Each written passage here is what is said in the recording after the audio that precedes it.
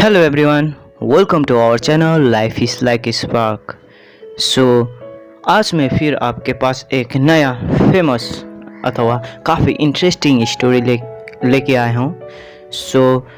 Story बताने से पहले हमारे चैनल अथवा मेरे चैनल में आप लोग नए हो तो मेरे चैनल को लाइक एंड सब्सक्राइब करना ना भूलिए। बिना देर किए don't waste of our time, let's begin.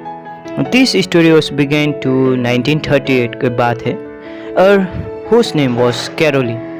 He was a Hungarian army. He was the one of the best pistol shooter in his country.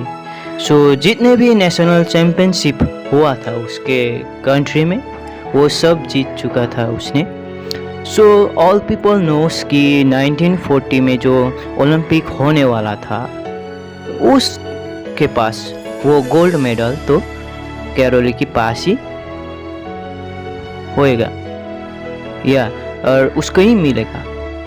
और क्योंकि उसने सालों ट्रेनिंग किया था और his only hand one hand में उसने फोकस किया था। He make his hand one of the best shooter hand, मतलब बना चुका था उसने। और उसने बेस्ट शूटर हैंड बना भी लिया। और ओलंपिक आने में 2 ही साल था।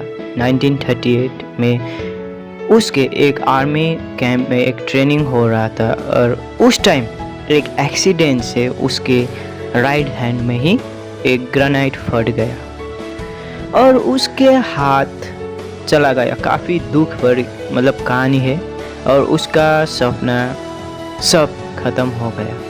और this man have two choice, या जिंदगी भर रो के और कहीं जाके छुप जाऊं या अपना गोल जो था उस पे फोकस करूं। जो उसके पास नहीं था, उसने फोकस किया जो उसके पास, उसने फोकस नहीं किया कि जो उसके पास नहीं था, जो उसके पास था या उस पे उसने फोकस किया। और उसके पास था एक लेफ्ट हैंड और जो उस लेफ्ट हैंड से वो लेग भी नहीं सकता था।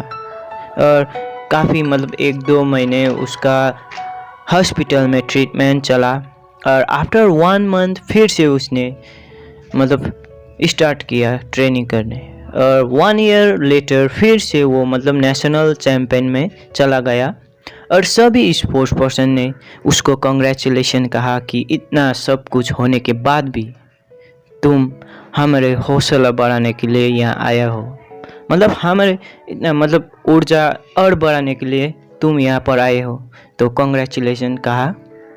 उसको किसी को भी पता नहीं था कि वो 1 साल से ट्रेनिंग कर रहा था और उसके लेफ्ट हैंड का और उसने लेफ्ट हैंड का जवाब देने में देने आया था।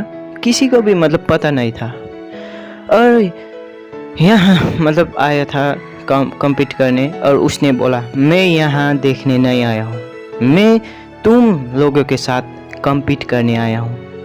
ऐसा कैरोली ने जवाब दिया और कंपटीशन हुआ और बाकी सब कम्पीट कर रहा था one of the best right hand से और वो कम्पीट कर रहा था उसके one of the only hand left hand से। कौन जीता? वही कैरोली जीता, क्योंकि वो यहाँ एक साल ट्रेनिंग करके आया था और उसने लेफ्ट हैंड को ही एकदम फोकस कर रहा था। वो यहाँ नहीं रुका, फिर उसने फोकस डाला 1940 जो ओलंपिक होने वाला था। बाय एनी चांस ये ये ओलंपिक नहीं हुआ, क्योंकि उस टाइम फिर से वर्ल्ड वार चल रहा था। फिर उसने ये उसने दूसरे साल में फिर फोकस डाला इन 1944। फिर से वो भी ओलंपिक कैंसिल हुआ, फिर से वर्ल्ड वार की वजह से। फिर उसने सारा फोकस डाला इन 1948 और वो गया ओलंपिक में कंपटीशन करने और उस मतलब वर्ल्ड के जितने भी बेस्ट शूटर राइट हैंड से मतलब compete करने आया था वो ओलंपिक में, फिर वो कैरोलिन ही जीता। फिर से वो यहाँ नहीं रुका, फिर उसने 1952 में फोकस डाला, फिर उसने उस टाइम भी वो गोल्ड मेडल जीत ही लिया। उसने एक ओलंपिक में हिस्ट्री बदल दिया, क्योंकि उससे पहले कभी किसी ने भी 2 बार कंटिन्यू गोल्ड मेडल नहीं जीता था। That is the history of the Karoly. So आप लोगों को कैसे लगा?